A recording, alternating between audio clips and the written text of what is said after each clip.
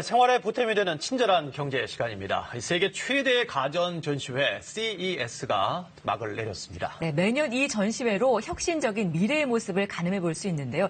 이번에는 인공지능과 교통수단이 핵심 기술로 제시됐다고 합니다. 현장을 취재하고 돌아온 박대기 기자와 함께 자세히 얘기 나눠보죠.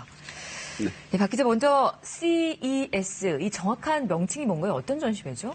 네, 최근에 CES라는 말 많이 들어보셨을 겁니다. 이제 기사가 많이 나왔는데요. 해마다 연초에 미국 라스베가스에서 열리는 가전 전시입니다.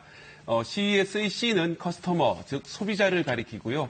소비자를 위한 전자제품 쇼라고 해석을 하시면 되겠습니다.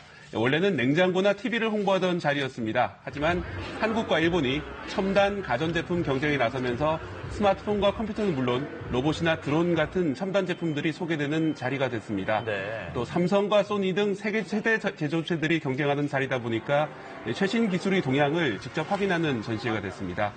언론에서 CES를 다루는 이유도 가까운 미래에 적용될 기술을 미리 알아보자는 의미가 강합니다. 네.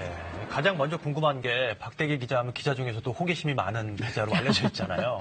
어떤 기술, 어떤 제품들이 가장 좀 인상적이었습니까? 네, 올해 제가 가장 인상을 받았던 제품은 벤츠에서 내놓은 자동차인데요. 자동차. 예, 지금까지 차와 전혀 새로운 자동차입니다.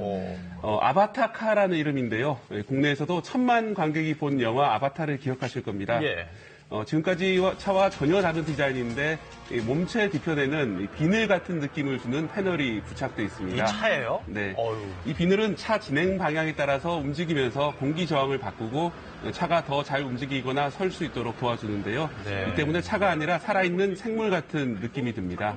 차 내부에는 핸들이 없습니다. 운전자가 손을 뻗으면 돌기 같은 것을 만질 수 있는데요. 제가 손으로 잡는 순간에 차 안에 빛이 퍼지면서 차가 아닌 생명체와 소통을 하는 것 같은 느낌을 받습니다. 네. 이쯤 되면 아시겠지만 영화 아바타에서 날아다니는 생명체를 차로 형상화한 것으로 보시면 되겠습니다. 이 벤츠가 이 차를 당장 팔지는 않겠지만 이 차를 통해서 사람과 차의 미래에서 중요한 것은 사람과 차가 어떻게 소통하느냐라는 점을 제시한 것으로 보입니다. 예. 지금까지 핸들을 잡고 운전하는 방식이 차와 인간의 소통 방식이었는데요.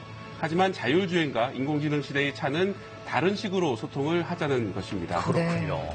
뭐 우리나라도 자동차 강국인데 이번 네. 전시회에서 우리 차 업계도 좀 미래의 방향을 좀 제시하는 게 있나요? 네, 그렇습니다. 사실 CES의 어떤 주력 국가가 우리나라로 보시면 되는데요. 네. 이번에도 상당히 주목을 많이 받았습니다.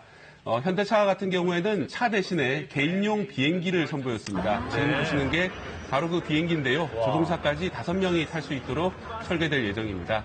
이 프로펠러가 8개 달려 있고요. 이걸 이용해서 드론처럼 수직으로 이륙과 착륙을 할 계획입니다. 그리고 프로펠러 중에 절반은 옆으로 휘어져서 그 힘으로 앞으로 날아가게 되는 것입니다. 예. 기능을 좀 더 살펴보면요. 최대 속도는 시속 290km고 고도는 300에서 600m 정도 높이로 날아다니게 됩니다. 전기로 나는데요.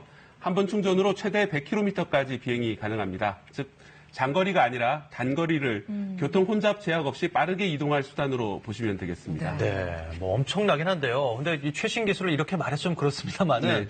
모양만 보기에는 지금 있는 드론을 좀 크게 만든 거, 네. 거기에 사람이 타는 게 아닌가 뭐 이런 생각도 좀 들거든요. 네, 그렇습니다. 사실 제가 CES 많이 느낀 것이 그 최신 기술이라고 해서 아주 새로운 기술이 아니라 지금 있는 기술을 좀 다른 방식으로 응용하고 좀 새롭게 좀 스케일을 늘린다든지 네. 그런 식으로 응용하는 것들이다 이런 생각이 많이 들었습니다. 네. 네. 이 비행기 언제쯤 타볼 수 있는 건가요? 일단 시제품이 나올 것은 3년, 4년 정도 뒤라고 이제 발표가 돼 있고요. 네네. 그리고 지금부터 8년 정도 뒤인 2028년경에 정식으로 서비스를 할 계획이라고 이렇게 네. 발표를 근데 하고 결국 뭐 있습니다. 헬기와 비슷한 건데 수직으로 날아서 이제 이동을 하게 되는 네. 거네요. 예, 네네. 그렇습니다. 그리고 이제 택시처럼 어떤 정해진 이제 그 정류장에 가시면은 타고 다른 정류장으로 이동을 해서 예를 들어 서울 시내라든지 서울과 수도권 내라든지를 빠르게 이동할 수 있는 그런 수단이 될 것으로 보십니다. 네. 야, 일종의 뭐 택시 개념 그렇게까지 네. 될 날도 오겠군요. 네, 그렇습니다. 예. 좀 많은 분들을 좀 많이 느끼셨겠어요. 그죠? 네, 그렇습니다. 앞서 말씀드렸다시피 혁신적인 기술이라는 게 아주 새로운 기술, 뭐 외계인을 고문했다고 하는 그런 새로운 기술들이 아니라 아주 작은 기술이지만 그런 혁신 기술이 나올 수 있고요. 그리고 이제 같이 혁신이 그렇게 거창할 필요가 없다. 예. 이런 점을 많이 느꼈습니다.